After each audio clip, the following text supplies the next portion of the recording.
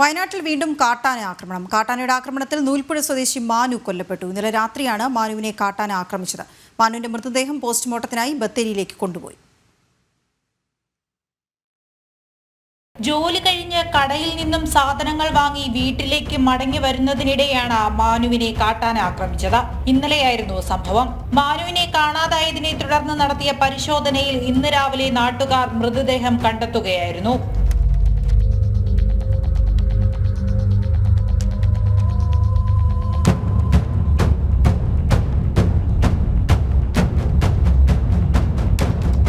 മാനുവിനെ ആന തുമ്പിക്കൈ കൊണ്ട് ചുഴറ്റി എറിയുകയായിരുന്നു എന്നാണ് പ്രാഥമിക നിഗമനം.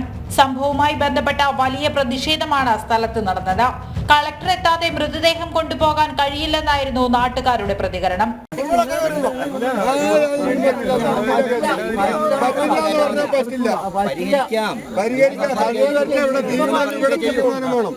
തുടർന്ന് വൈൽഡ് ലൈഫ് വാർഡൻ സ്ഥലത്തെത്തി നാട്ടുകാരുമായി നടത്തിയ ചർച്ചയ്ക്ക് ശേഷമാണ് പ്രതിഷേധം അവസാനിച്ചത്. മൃതദേഹം പോസ്റ്റ്മോർട്ടത്തിനായി ബത്തേരി താലൂക്ക് ആശുപത്രിയിലേക്ക് മാറ്റി. മാനുവിന്റെ കുടുംബത്തിന് 10 ലക്ഷം രൂപ നഷ്ടപരിഹാരം നൽകുമെന്ന് വനംവകുപ്പ് അധികൃതർ അറിയിച്ചു. ജനം, വയനാട്.